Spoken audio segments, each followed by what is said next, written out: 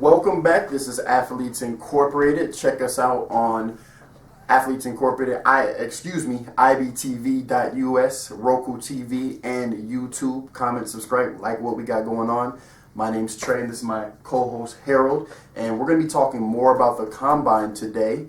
A lot of great showings, a lot of losers and winners. What do you think happened? Well, it's just pretty much going to what everyone thought was going to happen.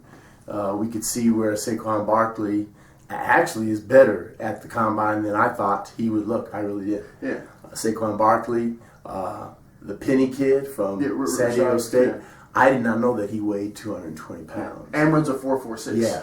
I didn't know that he was that big. I didn't know that Saquon was he's 228. So I got his listing right here, folks. And just so you know, he's 6 feet. He's 233. Wow. Put up 2.25 29 times.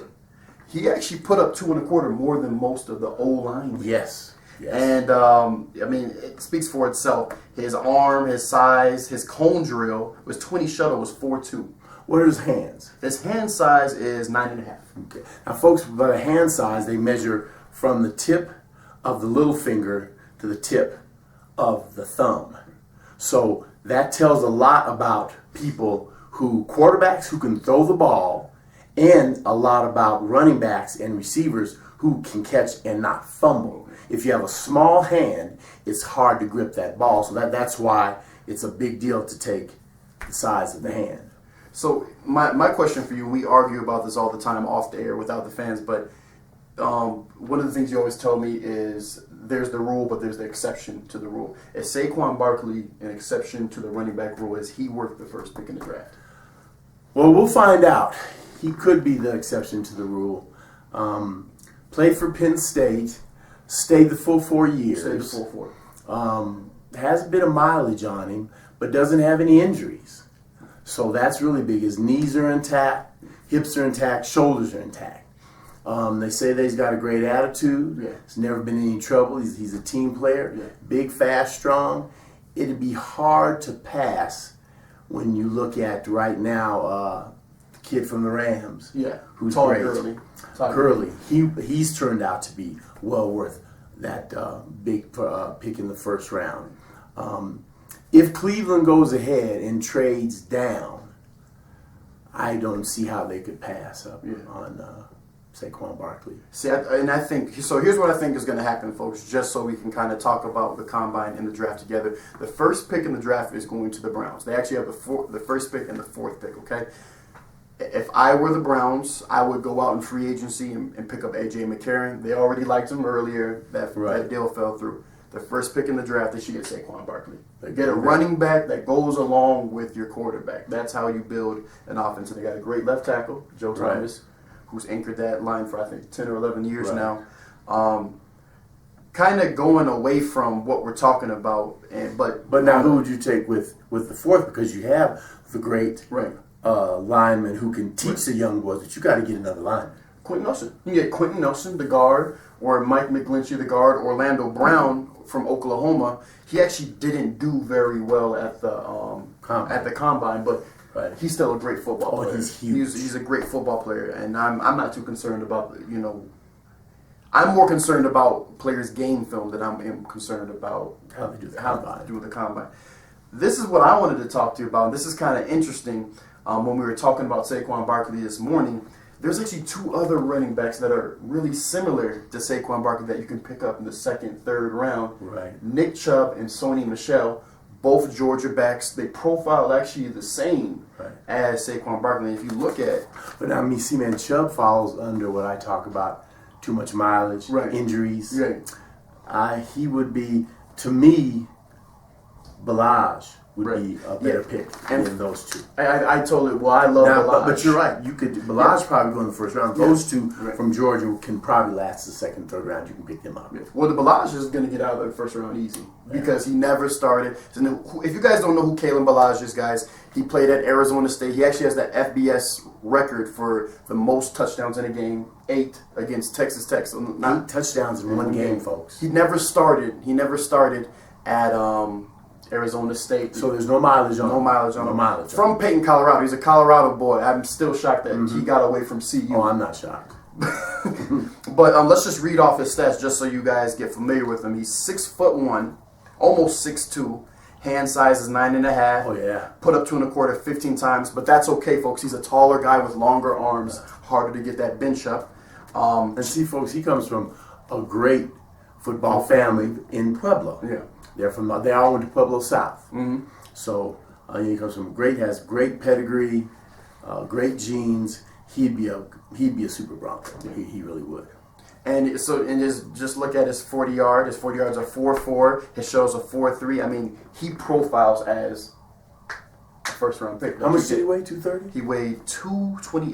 228. And if you see his body, he can stack more if he needed to. Yeah, if he wanted to. But I wanted to. It's kind of funny. So we're looking at Nick Chubb.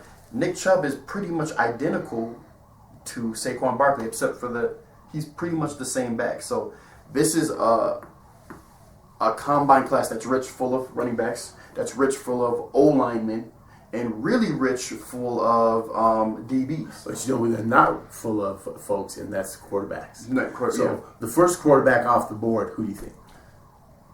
It's going to be Josh Allen, unfortunately. And I think that's a mistake. I think he goes to the New York Giants. If you guys have been watching the draft, Josh Allen said in his press conference that he loves Eli Manning and would love to sit behind him for 2 to 3 years. And see, I'm in disagreement with Trey.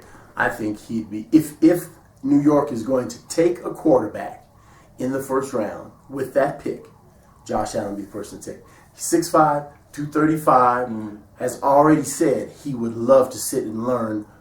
Eli Manning, unlike his brother Peyton Manning, will help and will teach and will mentor. I think it'd be a great pick if they're going to take one, but you know me, man. I don't think that any of those quarterbacks are worth that high in the first end of that, but they're probably going to take one.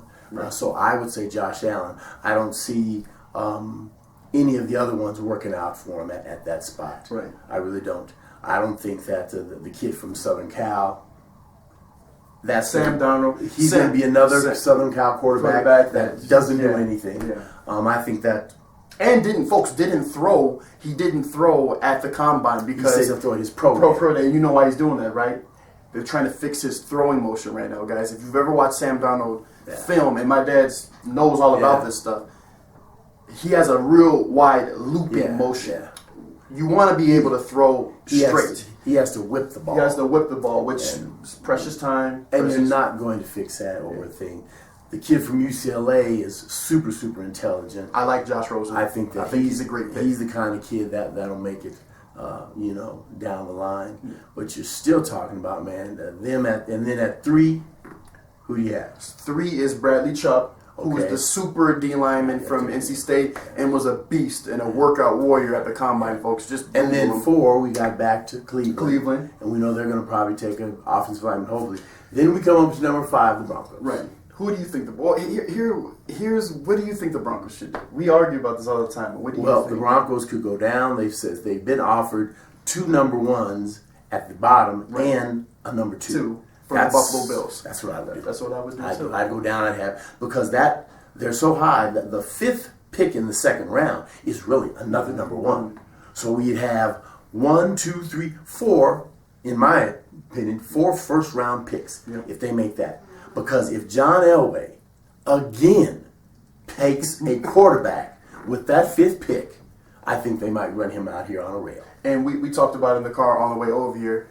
Get your line, get your O-line set, get Kalen Ballage. Let's run the ball. Let's play great defense. Get another big tight end. Get another big tight end. There's a really great big tight end. I forget his name.